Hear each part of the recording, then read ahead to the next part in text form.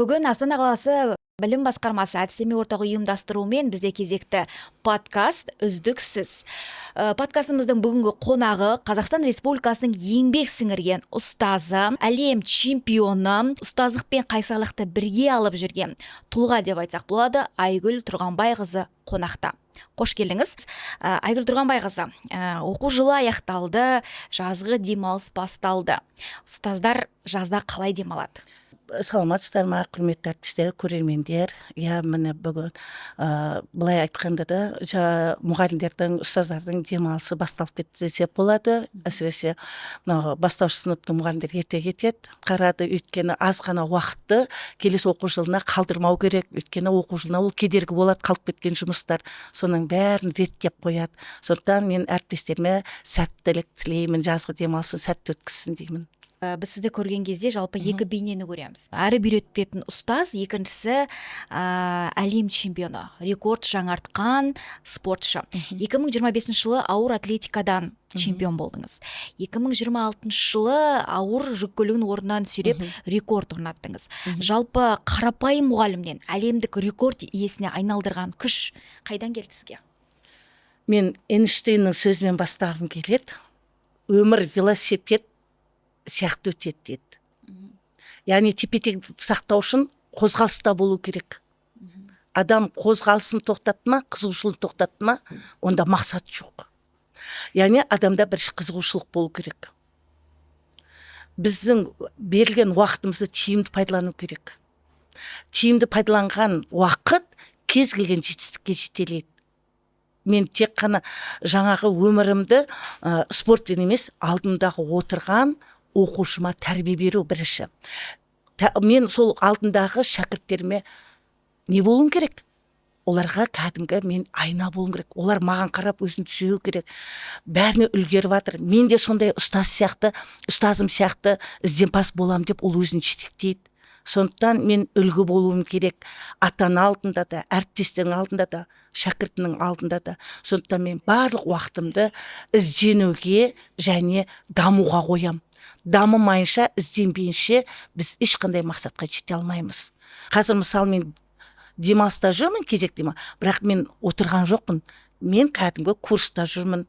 Ұстаз бақыты деген курсты оқып жатырмын. Бүгін соңғы курсым. Қазір осы студиядан кейін соңғы курсыма қатысам. Айгүл Тұрғанбайқызы, жалпы қазір білесіз, қазіргі заманда танымал болудың өлшемі ол әлеуметтік желі секілді.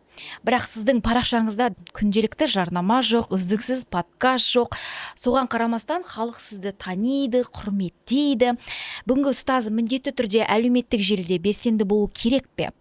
Әлде мұғалімнің басты міндеті ол сынып бөлмесінде балаларға сабақ берумен шектелуі қажет па? Сабаққа кірген кезде телефонды өшіріп тастаймын. Өйткені ол менің жұмысымды ұрлайды, уақытымды ұрлайды. Яғни мен балаға білім беріп жатырмын ба, мен телефонға алаңдайтын беретін болсам, баламның ойы шашаңқы болып кетеді. Мен қайтадан оны жинап ала алмаймын. Ал енді спорт залда мен телефонды қойып отыратын болсам, аз ғана уақытым өзі аптасына 2-ақ рет барамын, 1,5 сағат, 1 сағат уақытын жоғалтып аламын. Мұғалім желімен отыру міндетті емес деп санаймын. Өйткені сіз желі арқылы танылмайсыз, сіз өзіңіздің еңбегіңіз арқылы таныласыз, өзіңіздің сүйікті ісіңізбен аралассаңыз ғана таныласыз, айналысатын. Тіпті мен автобустың ішінде ұялмай кітап оқи беремін. Елдер ойлайды, мынау өзің көрсетіп отқан шығар дейді. Өйткені ол менің уақытым, дүниемде. Мен үйде кітап оқитын уақытым болмайды ғой. Мен балаларға көрнекілік дайындаймын, мектепте әріптестеріме көмектесемін, одан қалса балаға білім беремін, ата-аналармен сөйлесемін, залда жүремін, жарысқа дайындаламын. А мен кітап оқитын уақытым қайда? Менің кітап оқитын уақытым автобустағы 20 минут, 25 минут уақытымды кітап оқуға бөлемін. Ол менің, яғни ізденуім. Сөздік қорымды көбейту, байыту. Мұғалім тек қана өзінің пәнін ғана беріп қоймау керек. Өзінің пәнінен қосымша әдеби кітаптар оқу керек. Ой жүйесін, адамның ойы жүйрік бола бастайды. Сөздік қоры көбейеді. Яғни өмірге деген көзқарас басқа болады. Басқа адамдарды оятады ол. Басқа адамға деген қызығушылық артады. Осы менің жаңағы айтарым, желіден гөрі керісінше бір хоббимен айналысу керек. Сізге жарнама жасауға көптеген жеке компаниялар шыққан екен. Маған жарнама жасап беріңізші деп. Сол кезде сіз бас тарттым дедіңіз. Не үшін? жарнама жасау үшін телефондарыма қоңыраулар соғылды, тіпті танитын адамдармен де шықты, сіз жарнама жасауға. Өйткені менің статусым бар, ұстаз деген. Мен ұстазбын, менің өзімнің орным бар, тәрбие беретін жасаймын. Әртүрлі оқушылар келеді. Қазақстан Республикасының еңбек сіңірген ұстазы, әлем чемпионы, рекордсмен Айгүл Тұрғанбайқызының оқушылардың арасында буллинг болады ма? Ата-ана баласын сеніп тапсырды ма, мен сол бала үшін уақыт табам, сабағын оқытуға да жүрегімді де беремін, өмірімді де беремін. Құстың қанаты қос қанатты ғой, екі қанатын бірге қақпаса құс құлайды. Сол үшін тәрбие екі қанаттан тұрады, біреу ата-ана, біреу ұстаз. Бала сонда құламайды, қалықтап еркін ұшуына осы екі қанат көмектеседі, біреу ұстаз, біреу өз ата-анасы. Жаңадан кейін ата-аналарды сабағыма қатыстырамын. Өйткені ол мені түсіну керек, басқа баланы көрген, өз баласының деңгейін көрген. Сонда келіп айтады, мына сыныбыңызда нашар оқитын оқушы бар ма дейді да. Көріп отырсыз ғой, бар нашар оқитын, бірақ мен айтпаймын нашар оқиды деп. А сіз қалай өзі бәрі жақсы оқиды ғой дейді да. Менің баламның өзі сол нашар оқитын оқушыныңға жете алмай тұрмай деп қалдым деп, жаңа өз сұрағына өз жауап беріп отырды. Неге? Өйткені көзбен көрді. Іске өзі кірісіп, өзінің жан тәнімен сезінді. Ата-ана өз жан тәнімен сезінген кезде, өз көзімен көрген кезде, өз сұрағына өз жауап алады. Ал енді көрдіңіз ба, сіз де осы ата-аналар сияқты жұмыс істесеңіз, сіздің де балаңыздың деңгейі осындай болады деп. Сонда айтады, бәрі бірдей ғой дейді. Өйткені мен бәрін бірдей көремін. Алаламаймын бала. Сіздерде чат жоқ екен, ата-ана чаты дейді. Мен айтамын, ата-ана чаты сізге не үшін керек? Ақша жинау үшін керек па? Жоқ, бір-біріңізді жамандау үшін керек па? Менің чатым бар, мен хабарландыру жасаймын, үйге берген тапсырмамды түсіндірем. Сіздер түсінбеген нәрсені мен не қылам. Чат керек емес сіздерге. А чатты ашу үшін сіздер үлкен дау-дамайды қосасыздар ғой деп жаңа сөйтем таңғалады. Еңселі елордада ұстаздық қызмет атқарудың жауапкершілігі қандай? Қандай қиыншылықтар бар? Жерде талап та күшті, жаңағы білім беру жағы да, және баланың ізденуіне де үлкен септігі бар. Баланың ізденуіне үлкен көмек бұл. Біз мысалы барлық жағдай жасалып отыр. Біз мысалы жаңа мектептерде біз өзіміз жасап, өзіміз ізденіп, жаңа қай уақытта береді, сол берілген уақытта ғана қолданып қаламыз да құралдарды. А бұл жерде барлық құрал дайын. Мұғалімге де дайын, балаға да дайын. Яғни барлық жағдай жасап қойған. Жағдай өте жақсы. Тек қана ол жерде ерінбей жұмыс істеу керек, жаңағы талпыныстың үстінде тұру керек. Сол мектепте сондай мықты бала шығу үшін. Келісесіз бе, жалпы бізде елордада барлық білім саласындағы жұмыстар шынайы, иә? Бізде кез келген уақытта министрлік өкілдері, кез келген уақытта үкімет өкілдері бізге келе салады мектептерге, иә? Сондықтан ұстаз барлығына дайын болу керек. Сіздің бұл сөзіңізді құптаймын. Өйткені біз өзіміз кез келген уақытта айтпай да келе салады, мысалы хабарламай да келеді. Неге? Өйткені сіз соған дайын тұруыңыз керек. Сабағыңызда, өзіңіздің жаңағы жасаған көрнекілігіңіз бәрі. Өйткені мысалы Астанадан сырт тұрған мектептер олар күтеді, айлап күтеді, жылдап күтеді. Соны көру үшін олар үлкен мәртебе санайды. Бізге министр келді, президент келіп жатыр. А біз сол ортада тұрып, біз соған дайын тұрмасақ, онда бізге ұят. Бізге үлкен қуаныш. Мысалы біз осындай елордада жұмыс істеп, бәрін өзіміз қол жетімді дейді ғой. Яғни бәрі көз алдында келіп, көз алдында тұрып жатқанның бәрі мақтаныш. Мысалы менің өзімнің осы Қазғарыш мектебінің өзінде қаншама танымал адамдар, мысалы ғарышкерлер, президенттер келіп жатыр, министрлеріміз келіп жатыр. Біздің оқушыларымыздың төбесі көкке жетіп, қуанып, фотоға түсіп, естелік алып жатыр. Әрине, бұл мақтаныш. Сол мақтанышқа жете алмай жатқандар қаншама, сол өзін таныта алмай жатқан мектептер қаншама. Ал енді біздің Астанадағы мектептер бәрі, өмірдің бәрі былай айтқанда жасанды емес та, кәдімгі күнделікті өмір тіршілігі. Кәдімгі өмір тіршілігі болып жатыр. Келіп сабағына да қатысады, келіп жаңағы кез келген неңді көріп кетеді, бұның бәрі кез келген уақытта келіп сізге кеңес беріп кетеді, бұның бәрі шынайылық. Мен Таразда қай жылдары 12-ші жылдары ма 13-ші жылдары ма ой Астанадан не келе жатыр сабақ қатысады бір сабағыңды көрсет деп жаңа не жазып жатыр да елдің бәрі мені қоршап алған ойбай Астанадан келген адамға сабақ бердіңіз ғой қолыңызды алып қояйық көрдіңіз ба ауылда ол деген бір мұғалім сабақ берсе бүкіл ел сол мұғалімді қоршап соның жаңағы эмоциясымен бөлісіп жаңағы мотивациясын алып қызығады да а бізде бұл жерде бәріміз кәдімгі өмір тіршілігіне кіріп кеткенбіз біз кәдімгі өмірмен тығыз яғни қорқу үрей жоқ та бізде бәрін өзіміз бір қалыпты қабылдаймыз мысалы біреулер қорқыныш үреймен қабылдауы мүмкін да сырттан келе шыққан адамды ал біз етіміз қалыптасқан біз қайта қуанамыз келіп көрсін өмірмен байланыс болады тәжірибе алысамыз оның бәрі біз үшін үлкен тәжірибе мектебі деп алуға болады елордада мектепке жұмысқа орналасу тамыр таныс емес бұл жерде бәсекелестік жоғары иә сонда бұл жерде бәсеке мысалы мен өзімде осы жерге өзімнің басымнан өткенді айтайыншы мысалы мен ауылдан шыққан мұғаліммін иә мен қалаға Тараз қаласында жұмыс істедім ол жерде де мен не істедім өзімнің портфолиоммен өттім Астанаға келдім ешкімді танымаймын ешкім таныс тамырым жоқ келдім портфолиомды көрсеттім Әлия Серғазиевна менің портфолиомды көріп айтты ғой мынаның портфолиосын алып қалыңдар басқа жаққа кетіп қалады деп сол кезде баға қойып қойған ол кісі Әлия Серғазиевна мынаның портфолиосын алып қалыңдар мынау басқа мектеп кетіп қалады біздің мектепте қалу керек деп сол кезде мен портфолиом жоғалып кетеді жоқ өзім алып кетейінші деймін сөзді көрдіңіз ба бұл жерде таныс тамыр емес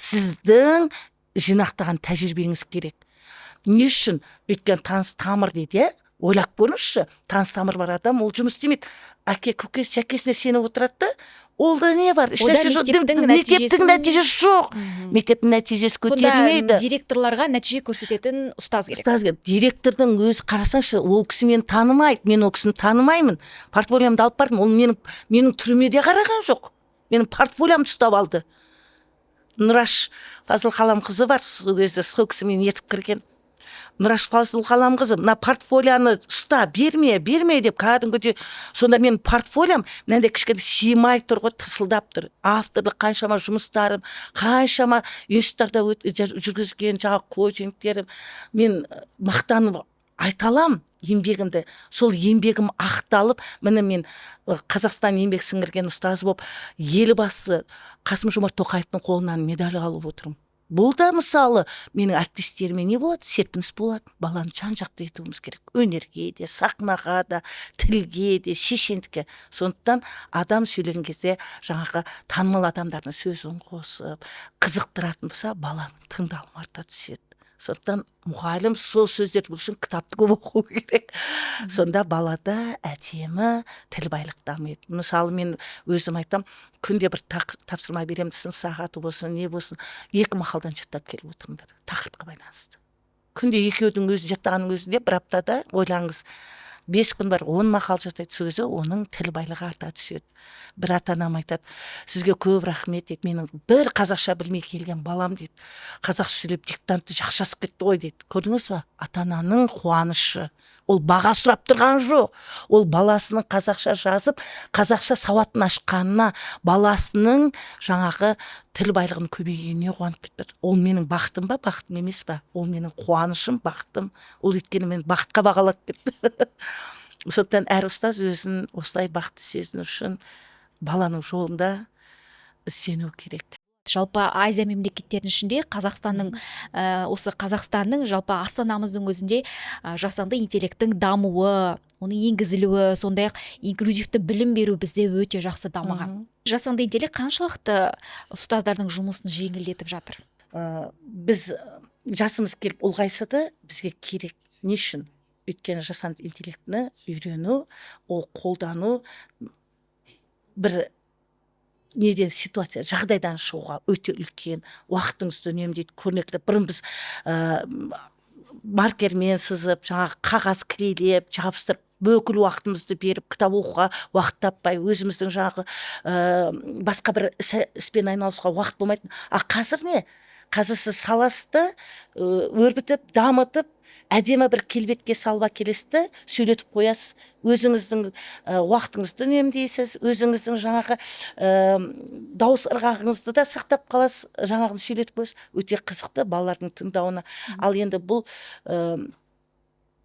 әсіресе мынау жастар өте жақсы тез меңгереді да, олардың жаңағы жасағанымен біздің жасағанымызда кішкене нелер болады, ақаулар болады, бірақ енді біз оны намысқа тырысамыз, сол жастардан қалмауға тырысамыз. Болашақта қоғамда жаңағы өзіне табыс табу, өзінің жаңағы еңбектенуіне өте үлкен мән береді. Сондықтан жаңағы қажет ететін балалар үшін бұл өте тиімді. Мысалы қазір өзіңіз қоршаған ортаға шығып көрсеңіз, бәрі жасанды интеллект. Мысалы мына ЛРТ-мыздың өзі қандай. Мына альфа зумер ұрпақтарына жасанды интеллектсіз білім беру ұстазға сын ба? Жоқ, сын емес. Өйткені қазір альфа мен зетті балаларын тәрбиелеуде бұл жасанды интеллектінің берер тұстары да бар ғой.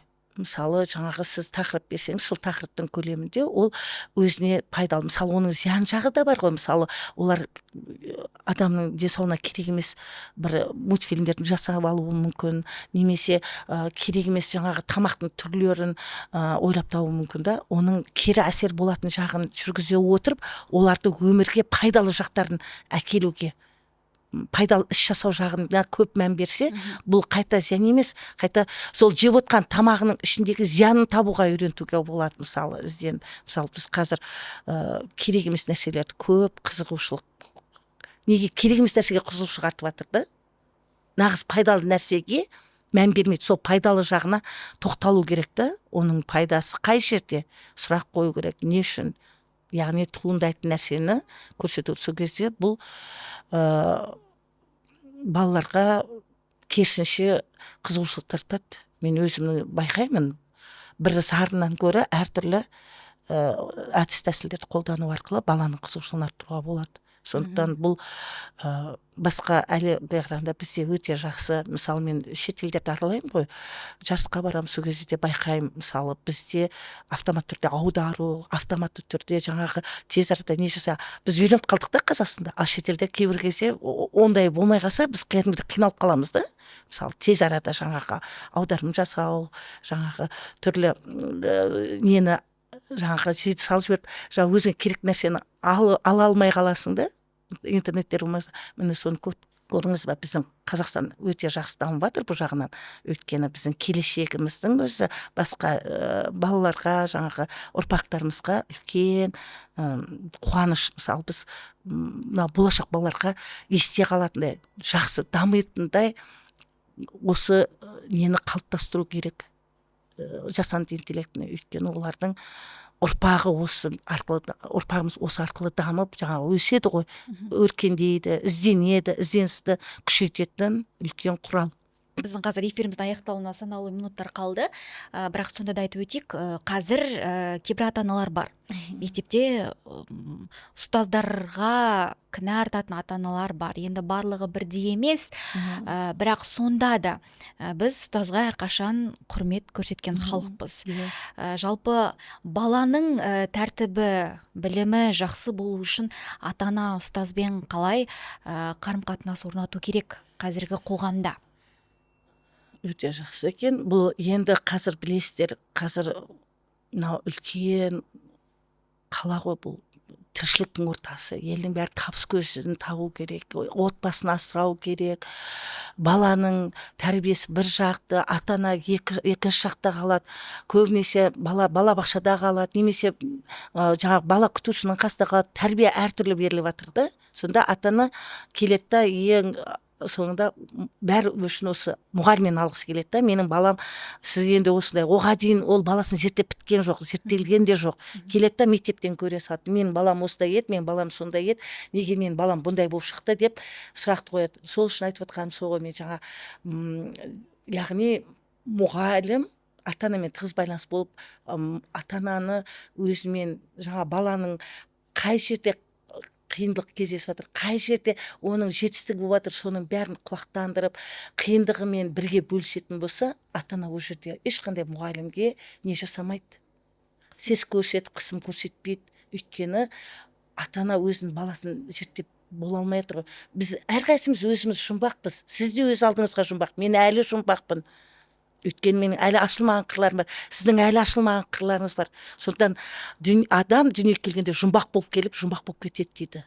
Яғни сол ата ана өзін 9 ай көтерген баласын көзі жұмғанша сол баласының әлі жұмбақ жақтарын көре алмай кетеді. Өйткені зерттеп біте алмайды. Өйткені оған соған беретін уақыт жетпейді. Соны зерттейтін уақыты болмайды.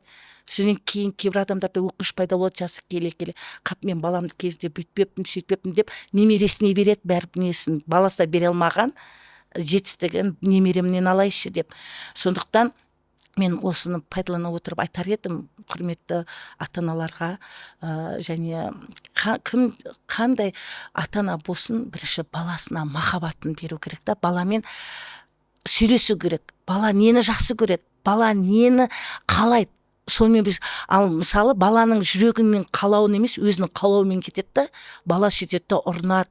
Бала өзінің мақсатына жете алмай қалады. Кейін шаршау, жалығу, суицид, өз-өзіне қол жұмсау осыдан келеді. Өйткені ата-ана баланың ішкі ләззатын тыңдаған жоқ, ол неге қажеттілік бар бойында, не керек екенін білмеді, ол өзінің қажеттілігімен өмір сүреді. Ол өзі музыканы жақсы көреді ма, болды, музыкаға итереді. Енді қарашы, жалпы менің баламдікі дұрыс дейтін ата-аналар көп. Ұстаз ретінде ол аталарға қандай кеңес бересіз? Дұрыс па?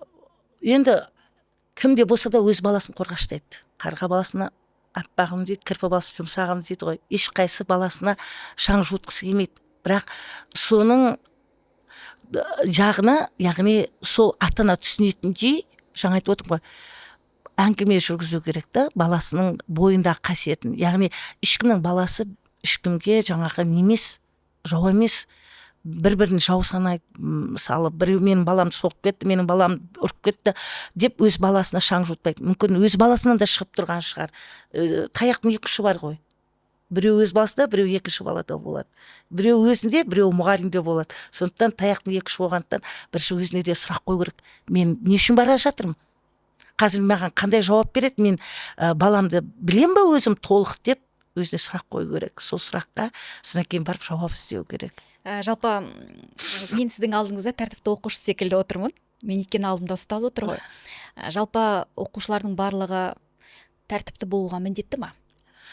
Енді баланың жаратылыс табиғи құбылысы бар ғой.